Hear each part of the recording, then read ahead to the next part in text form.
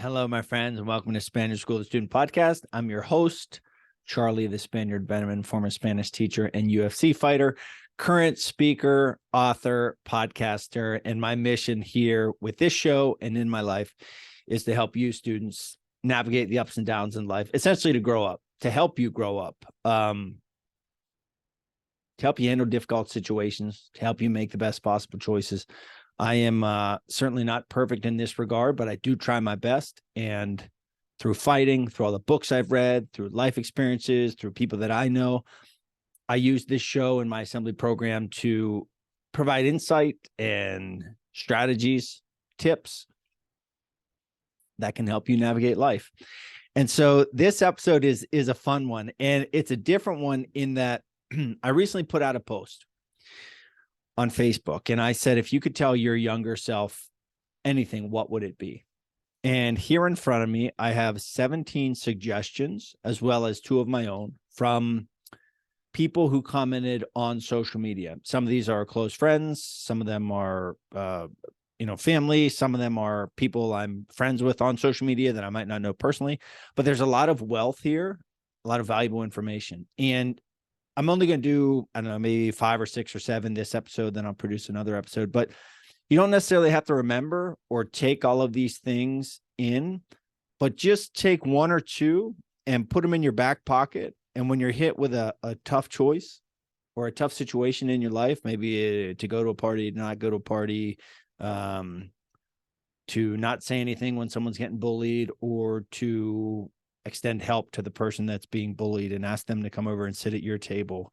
When you're having an upcoming sports competition, maybe when you lose or you win, life can be tough and challenging. So take some of these in no particular order, put them in your back pocket and use them when you need them. So I'm going to start with 2 that I, Charlie, would tell my younger self. And the first one is to relax. I would sit young Charlie down. I would look him in the eyes and I would say, Charlie, just relax, bud. It's all going to be fine. One way or another, it's going to be fine. Relax, take a breath, do your best, be a good person, do your best to make the right choices, breathe and relax. I would try to calm myself down because I walked around with a lot of stress and anxiety. Second thing I would say to a younger me is to, hey, bud, judge less. Understand that, and these are the actual words I would use to myself. I would say, understand that you have your way of being, you have your life philosophy, you have your goals, your hopes, your dreams, you have your beliefs, but understand that not everyone feels the same way you do, and that what you think is bad or a bad person isn't necessarily that way. As a grown-up, I've come to understand so-and-so is not a bad person. They just made a bad choice. I would tell myself to open my mind up, to judge less, and understand this idea I had as a kid of good and bad, good person, bad person, oftentimes was that person made a bad choice, or that person has a very difficult, challenging home life, and they're just acting out because of that difficult home life. Right? It's not that they're a bad person. It's they were born into a difficult situation and they made a bad choice. Yeah, some people are bad people, but those are the 2 things I would tell myself. Relax and judge less / open your mind. From the Facebook suggestions, this one says, as you age, you'll gain perspective with each passing day. This will help you in so many ways to not overreact, dwell on issues, to love truly, etc. So that one's about perspective, meaning that at 13 years old or 16-year-old, you have this, if you're watching the video on YouTube, you have this much experience, right? This is your pie chart of life experience. As you grow and you get older and you have more life experience, you're going to have more perspective. Your perspective is essentially how you see the world or how you see the situation. So as you get older, hopefully with an open mind, you'll see more clearly, and you'll have a more broad and accurate perspective. And that'll help you understand that, hey, this breakup that I'm going through at 14, it's breaking my heart today, but in the span of life, I'm going to be okay. The next one's a great one, and I want to add a little asterisk to it. It says, don't put a lot of stock into what other people think about you. I spent a lot of time in my life trying to be who I thought others wanted me to be and lost myself in the process. So to be yourself, to be authentic is very important. It says, don't put a lot of stock in what other people think about you. That is true. And I would also tell my younger self, but at the same time, you do want to be aware and care what other people think about you. So for example, if my grandma or my mom or my best friend or my sister or my brother thought I was a terrible person because I was actually acting in a terrible way, I should pay attention to that. But what I think this person means is, let's say you're choosing not to do drugs and alcohol. Let's say you're choosing to pursue a career in music and other people tell you you're stupid for doing that. You'll never make a living at that. Or you're dedicating your life to art. Or I just read in a book, a girl was dedicating her life to becoming an astronaut. There's going to be a lot of people who say, oh, that's a stupid idea. You can't do that. You're only from such and such small town. You can't do that. Your family doesn't have enough money. That's what we're talking about here.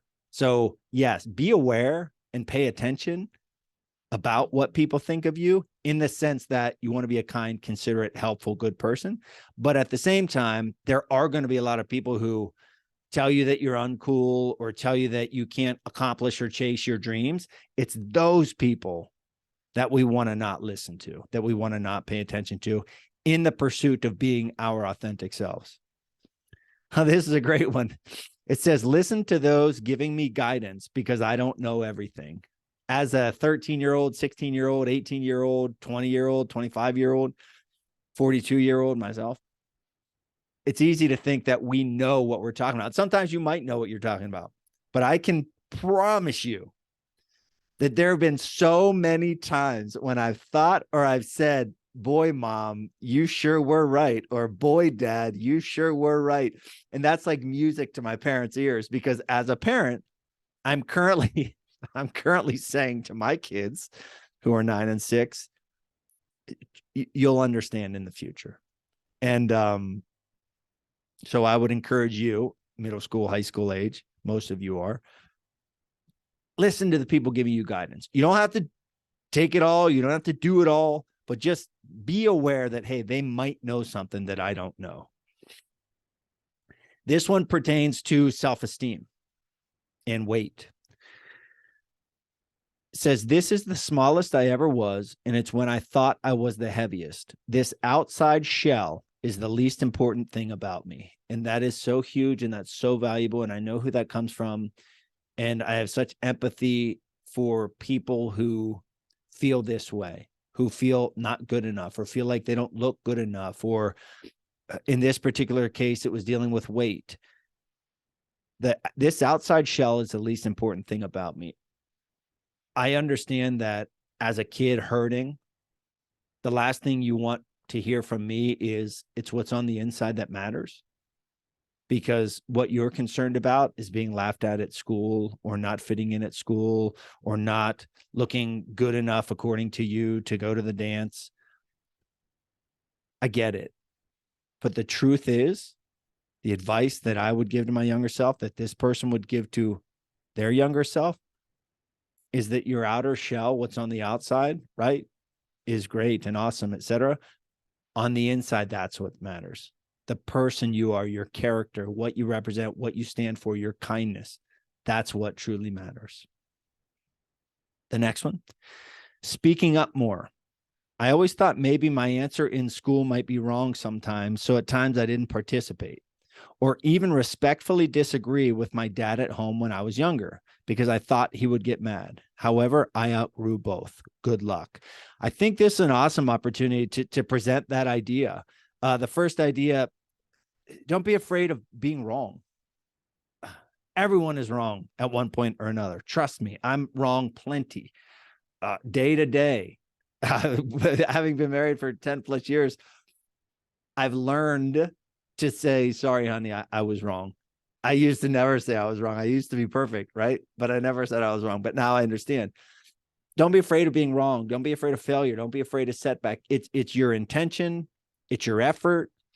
It's your desire to improve. It's getting up and trying again. That's what truly matters. You will be wrong sometimes. I've raised my hand and forgot what I was going to say. I've been on stage and lost my spot and had awkward silence. It's going to happen. It's a part of life. Nobody's perfect. And even respectfully disagree with my dad at home when I was younger because I thought he'd get mad. If you want to disagree with something, there's a way to do it and there's a way to not do it. Saying, that's the dumbest thing I ever heard, Dad. No way. It's probably not the best way. To respectfully say, I understand. This is the way I feel, the way I feel. I understand that you're older and you have a lot more experience, but can you at least see where I'm coming from? Like, there are ways to present yourself. Don't be afraid to be wrong. Just commit to moving forward. This one kind of touches back to the one about other people thinking what they think about you. I didn't stand up for myself much. Be who you are, and if people like it, then so be it. Your true friends will stick around. I know from experience. There are friends, my best friends in middle school who I'm no longer friends with. And there are my best friends from middle school that I'm still best friends with to this day. And we've gone in and out. And at the end of the day, we came back because your real friends, people who truly care, they are out there and they will like you for you. And in the moment, fitting in at school, I get it. I get it. Not being invited to the party, wanting to go to the party, not fitting into the party, not wanting to drink. Everyone's drinking. I get the pressure. But trust me when I say you're true friends, and I talk to mine on a regular basis, and I kid you not, they're from middle school.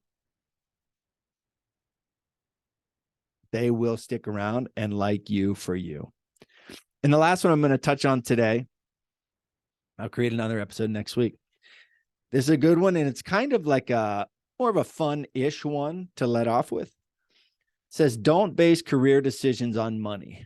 Do something you love and the money takes care of itself. So that is true, but I want to add an asterisk. Understand that at your age, assuming you're in middle school or high school, the tiny decisions that you make day to day will add up to your reality in the future. For the longest time, since I left teaching, I have structured my life in a way to understand my end goal: peace, fulfillment, happiness, freedom, positively affecting people, financial freedom to a degree, being able to do with my time what I want to do. All of those little things, understanding what I wanted for the future, have affected these tiny decisions that I make. And day to day today, they end up to my daily life at 42 years old, what I have now. When you're planning your future, when you're considering your future, what you want to do, don't just look at money. Doctors make a lot of money. Some make more than others. Lawyers make a lot of money. That's what we think. Doctors, lawyers. There's a lot of ways to make a lot of money, but the best thing you can do is to love what you're doing. You also have to make sure, is there a way I can actually make money? Unless you don't want to have any money. I certainly want to have some money. But don't base your career decisions just on money, because I know a lot of very wealthy, rich people who aren't happy. At the same time, consider, if you love this thing, passionate about this thing, but you can't turn it into a livelihood, maybe you also should consider something else. The best thing you can do is look at what you love, look at what skills you have, consider, what can I work harder at than anything else? For me, it's speaking, writing books, and podcasting. That's why I do what I do.